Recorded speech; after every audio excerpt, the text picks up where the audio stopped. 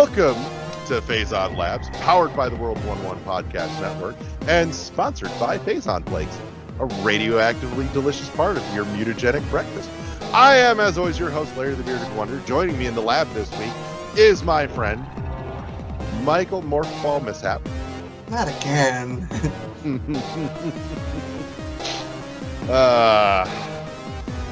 And Phazon Labs is a show where we talk about our ideas for new Metroid games every week, and we bring them to you for your entertainment and amusement. So this week we've got a new pitch. Last week we had Mykell's Celestial Savior. This week where we're coming back to one of mine, and I was kicking it around, and I thought, we're in a post-Dread world now. We've done a lot of stuff with playing with Samus's DNA and everything that she's kind of got going on inside of her, and I thought I'd really like to see a more story-heavy, less action-centric game where we get to where we have a reason to explore the universe that she lives in and see more of the worlds and meet more of the species and the characters in this universe. And so I hit upon the idea that with everything that's happened between Chozo DNA and Metroid DNA and X-Parasite infections and everything else, that it's eventually taken its toll on the Chozo DNA infusion that she received as a child, and that DNA is starting to break down now, and it's giving her issues with being able to access and use her power suit, because that's so integrally tied to her Chozo DNA that she's now essentially on a hunt across the galaxy to try and find a descendant of one of the Chozo whose DNA she received as a child, in order to essentially act as a booster shot and try and help fix the Chozo DNA breakdown. And I thought it would be a really neat way to kind of send her chasing all over the galaxy, hunting for clues to find another living Chozo, but a very specific one at that. And so kind of bouncing across and maybe even revisiting some of the worlds that we've seen before where we know the Chozo have been, including Elysia and Brio or Talon 4, and looking for clues that could lead her to that specific descendant that she could get that booster from to bring things back. And in my head, this plays more like an RPG than it does a Metroidvania game. I'm okay with seeing the series branch off and get experimental. Especially, just coming off Dread, I'm like, look, we've got a lot of goodwill going for the series. I think we're at a point now where it's okay to experiment and deviate a little more than it was back when Federation Force happened.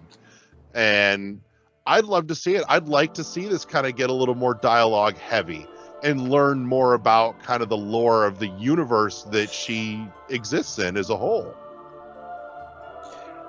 You got to be careful with the whole dialogue heavy, though, because they tried that once and it wasn't great. Oh, no, I agree.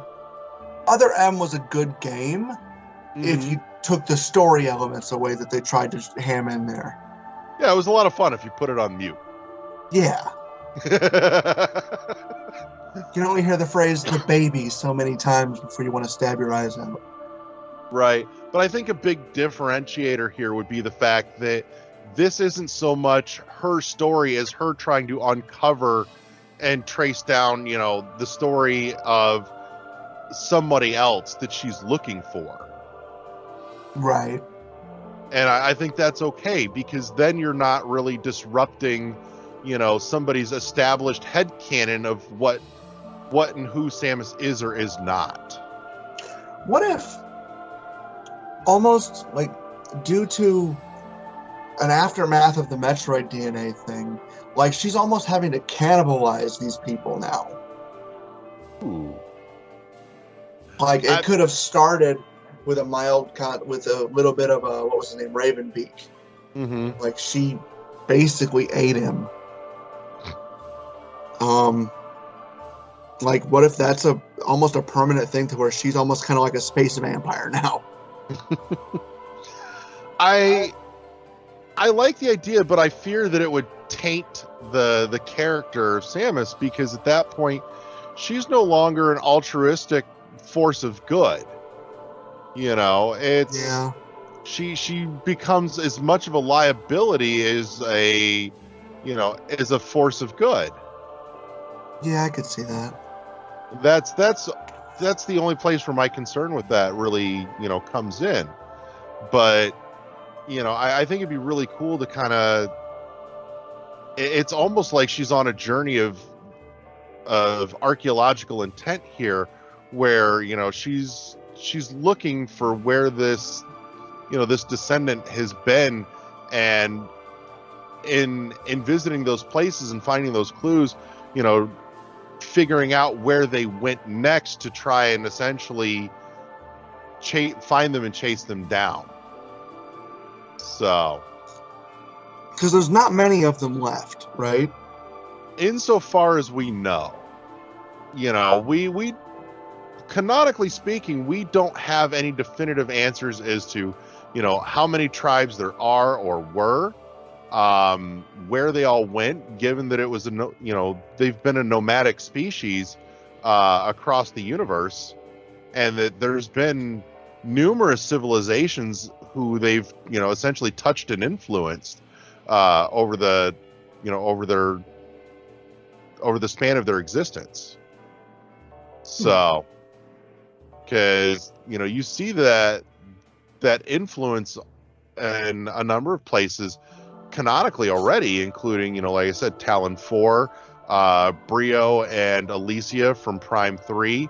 Even the Luminoth have had at least passing run-ins and interactions with the Chozo as well from Prime 2. Not to mention, they had an established colony on Zebes and on SR-388. So, because Zebes is where Samus was raised. I always thought it was pronounced Zebes. Or Zebes. I have no idea. I think Other M actually had an official pronunciation at one point. What's that?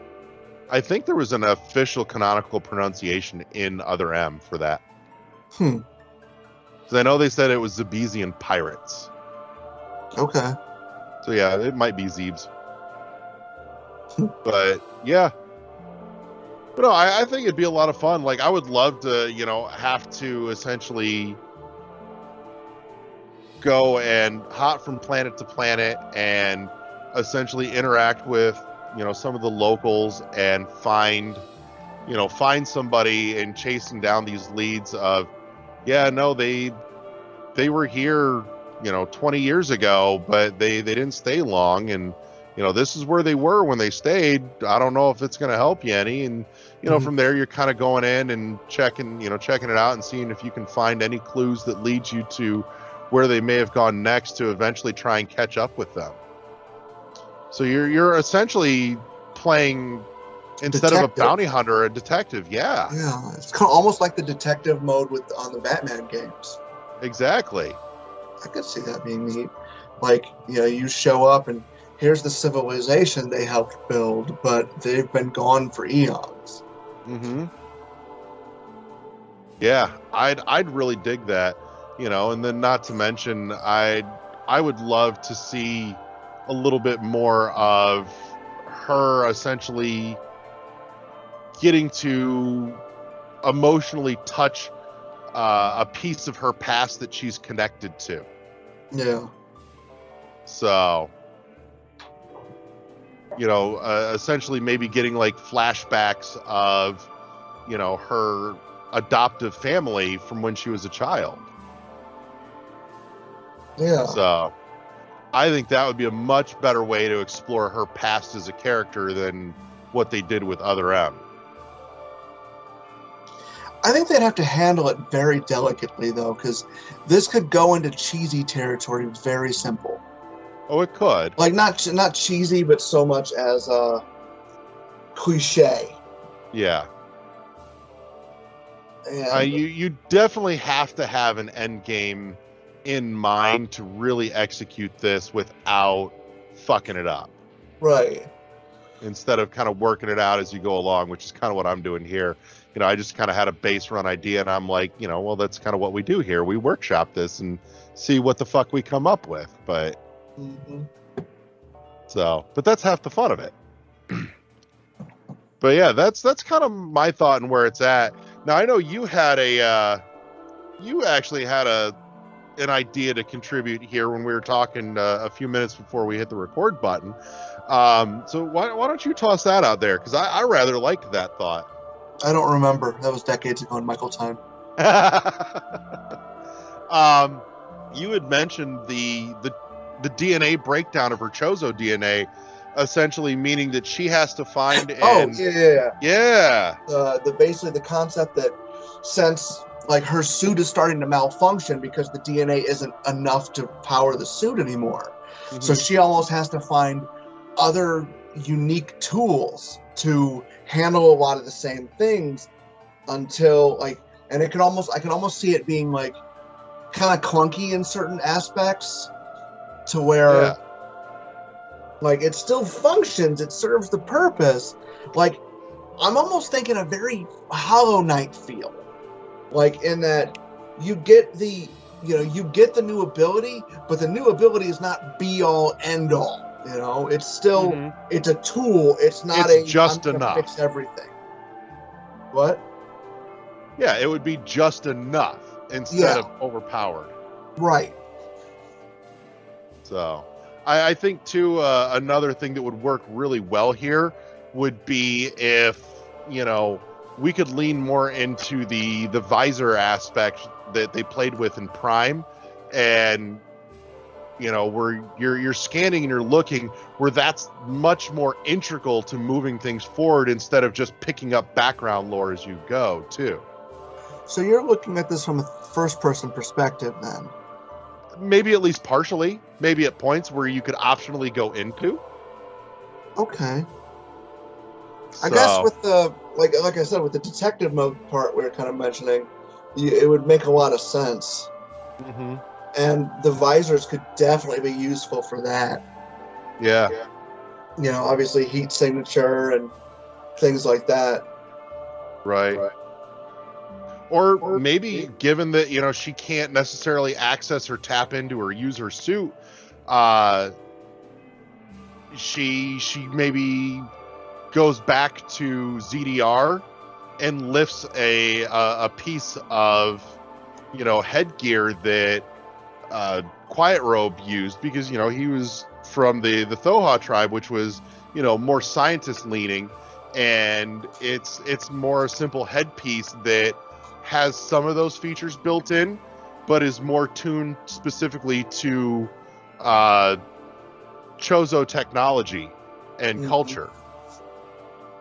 So, God, at that point we could almost go further with the idea that she's literally having to remove parts of her suit and just almost plug in new pieces. Yeah.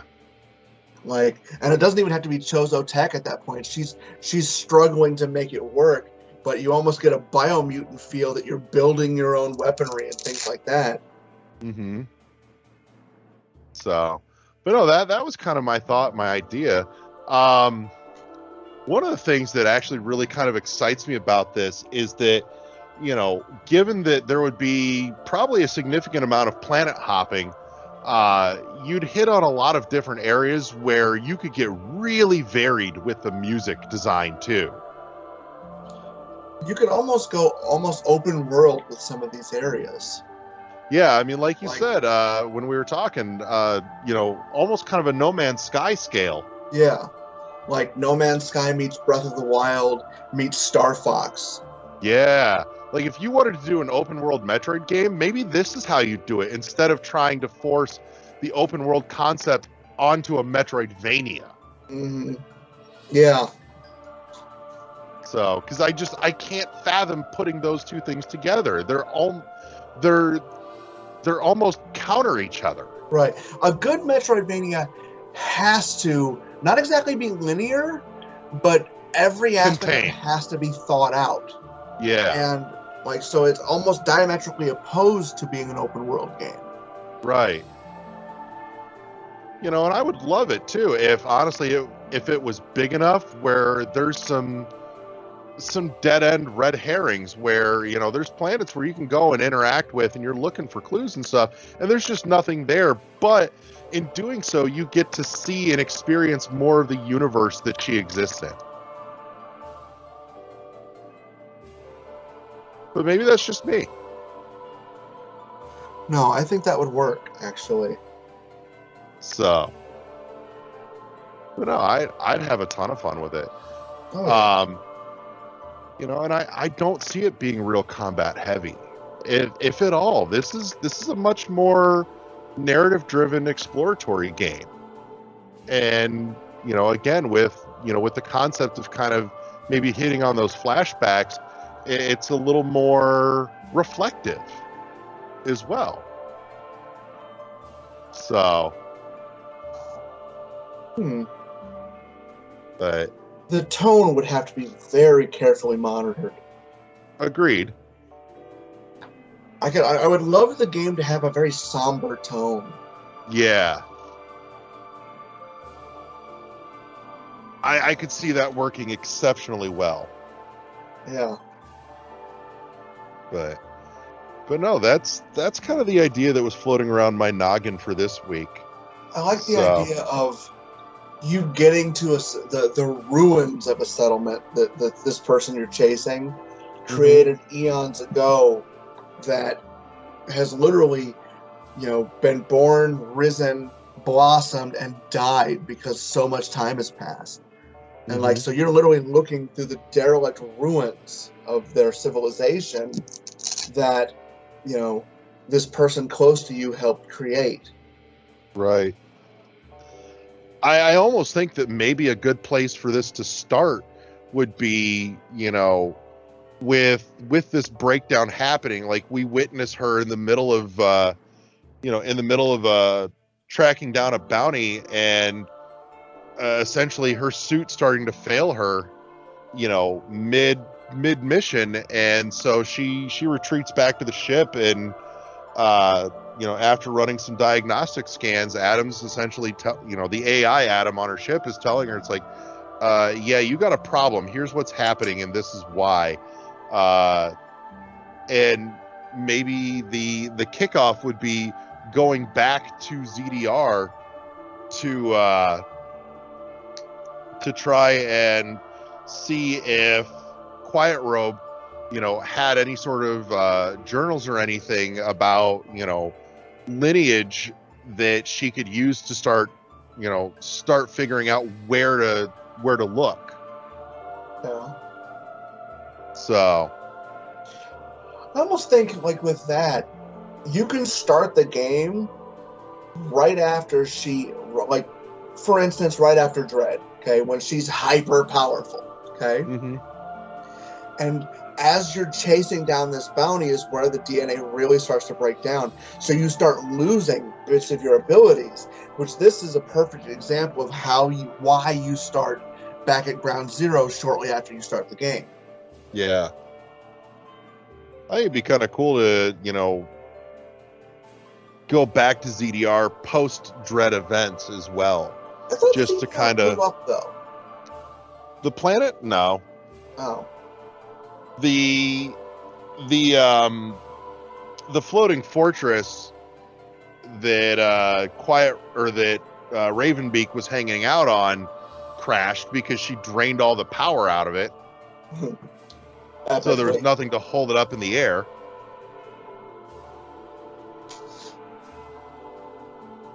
But as far as I know, the planet's still there. And it might even be too that this gives a good reason for her to revisit SR388, or at least, maybe try and find one of the floating chunks of SR388, since that was obliterated post fusion, and even go from there. Could even be an opportunity to revisit the scene of the pirate attack that killed her parents, where the Chozo found her orphaned. Yeah. I think this would be a really neat way to explore her history, as well as trying to save her future at the same time. Yeah. Somebody get Sakamoto on the line. I think we fixed his idea for Other M. No shit. So, but no, that was my thought. I like it. I think we can do something good with this. I do too. So, and I think, being able to go back to some of these places would give a really, you could almost get into some of that exploratory feel of a Metroidvania, because you're going back to some of these places that you've been, without it necessarily being just a direct retread, because the collapse of those places has structurally changed the layouts as well. Right. So, but I'd love to. It almost might be a neat way to get to revisit and see what's happening with the Itakuns and the Dachoras as well. Mm-hmm. You might need their help for something, in terms of not having your suit and your abilities to do certain things. You may have to rely on them for help for some things like speed booster type stuff or wall jump type things, since those are abilities that they have.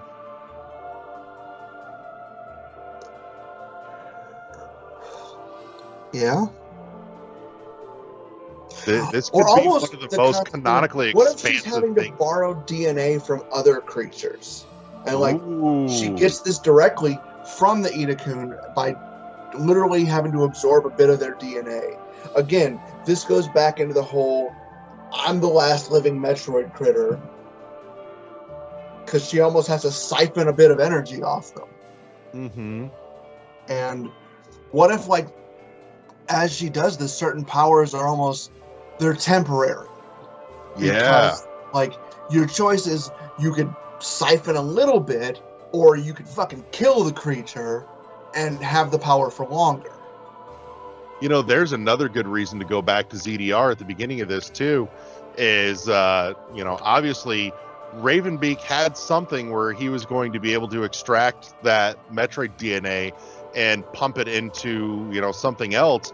So you've essentially got a genetic siphon. I assumed it was you the could Emmys. use it. Yeah. Because the Emmys would essentially be able to extract, but then you have to have a piece of technology on the other side to, move that DNA into something as well. Because the Emmys finishing move attack is literally that proboscis thing piercing into you. Yeah. So I assumed that was what it was doing, is harvesting your DNA. Right. So, maybe she goes back and she gets a, one of the Emmy heads that are laying on the ground somewhere on ZDR, and, essentially smashes it together with whatever Ravenbeak was forcing Quiet Robe to use that would have infused it into something else. And that's your genetic siphon. Yeah. I don't know, man. I still love the idea of her having to use the aspect that she's part Metroid. I do too, but like I said, I think where you and I differ is coming off the end of Dread. I think that whole aspect of her is gone. I don't think so, just because the Metroids were specifically designed to counteract the X-Parasites. Not the other way around. Not vice versa. I'm the not Metroids saying were the X-Parasites' only actual predator. Yeah. So I don't think her absorbing, the Quiet Robe X Parasite would actually negate the Metroid DNA. Not the X Parasite piece. I think the Parasite was essentially the vehicle with which to hit her with that extra blast of Thoha DNA to knock out the Metroid DNA. Maybe. I really hope it's not done. I love the concept. Oh, I agree, but my suspicion is that it is done. I mean, Sakamoto has said it's done. That aspect completely? Yeah, because, that was what he said in that very first interview when they unveiled Dread, was that, this is the final chapter of the story of Samus and the Metroids. Boo. That chapter, that story is closed now. It's complete. So I think he's ready to shit on my dreams there. I know. Well, hey, take that up with him. That was his decision. I blame you. Go ahead. So, but I think we've hit a point where we got to put a title on this bad boy. I think you're right. What are you feeling? I've got an idea, but I want to know what comes to mind for you. I've got nothing, honestly. Okay. It's such a vast concept, and there's so many different ways you could go with it. I'm thinking I would be perfectly okay if I pop this in my Switch and the title screen comes up and there's Samus, picture of Samus, and the title screen hits The Descendant. Yeah, that works. I like it. That feels like it hits just right. Yeah. So. Either that or Ancestors. Something along those lines. We could. I feel like Descendant hits a little better and a little more on point, given that, we're talking about looking for, the descendant of the Chozo that, gave her the DNA in the first place, as well as, kind of the fact that she's essentially an adoptive descendant of the Chozo as well, and their legacy. Right. Okay. So, actually, that's another one that's not a bad title either. It would just be Legacy of the Chozo. Yeah. But I feel like The Descendant just hits better. So, but yeah, I think I want to roll with The Descendant. All right, let's do this. You got Put it into production. Yep. Ship it. Yep. The manila envelope has been slipped under Sakamoto's door by our secret agents inside Nintendo headquarters. He'll find it on his desk Monday morning when all of you hear this episode. All the page says is, Descendant, do it. Right. Descendant, figure it out, damn it. So, all right. Well, I want to say thank you to my lab partner, Mykell. And thank you to everybody that tuned in and joined us this week. We hope you've had some fun with this idea. And if you have ideas of your own, feel free to reach out and hit us up over on the Twitters at Phazon Labs. You can drop us a DM, and if you've got a great idea, we'd love to have you on the show, have you come visit the lab and tell us all about it as well. So with that said, you can catch Phazon Labs as well as a host of all kinds of great programming here on the World 1-1 Podcast Network. Press start to engage your mind. Peace!